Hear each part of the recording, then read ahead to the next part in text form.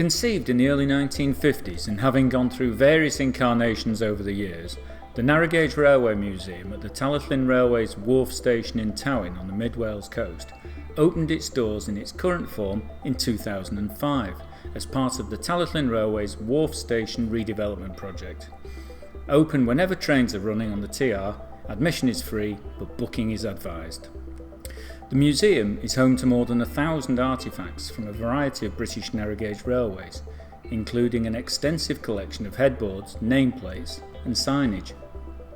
Incidentally, more detailed up-close and personal tours of these and indeed many other aspects of the museum's collections are available as part of the museum's Virtual Visits programme.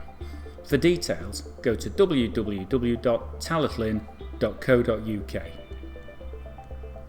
Along with its extensive collection of nameplates, works plates and signs, the museum is home to a superb series of locomotive headboards from various railways, including examples not only of regular services but also celebratory one-offs marking significant events, anniversaries and so forth. This fine Royal Air Force Wings example was carried on ceremonial occasions by Talyllyn Railway's No. 6 Douglas, a Barclay 040 well tank who was once part of the Air Service Construction Corps and Air Ministry Works and Buildings fleets before serving the Royal Air Force itself at RAF Calshot on Southampton Water. Adjacent are two Manx headboards commemorating the centenary of the Snaefell Mountain Railway in 1995. While this splendid and not a little ostentatious specimen was carried by Talyllyn Railway No. 2 Dolgoch to celebrate the opening of the Talyllyn's Nant Gwernol extension in May 1976. Its splendidly oversized proportions helping to bring a Victorian style, gravitas and grandeur to an event which was as auspicious as it was appropriate to the continuation of the story of the world's first preserved railway. A carriage board from that same event is also on display. In addition to the headboard collection, the museum is home to one of the finest displays of narrow-gauge locomotive nameplates and works plates anywhere in the world.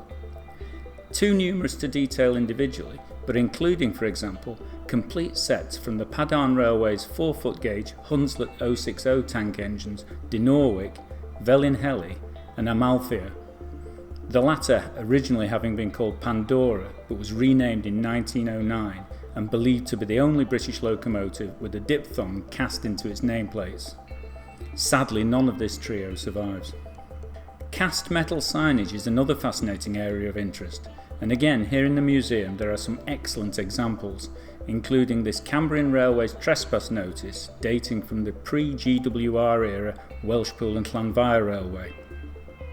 There is a varied display of warning and information signs and various station nameboards, including this impressive example from Bryn Gwyn on the Welsh Highland branch from Trevan Junction, and this contemporary double-sided glass fibre example from the Festiniog Railway's full line reopening through to Blaenau Festiniog in 1982. It's interesting that such items, once considered prosaic, workaday and utilitarian, are now highly valued and sought after collector's items, commanding ever higher prices in today's thriving railway honour market.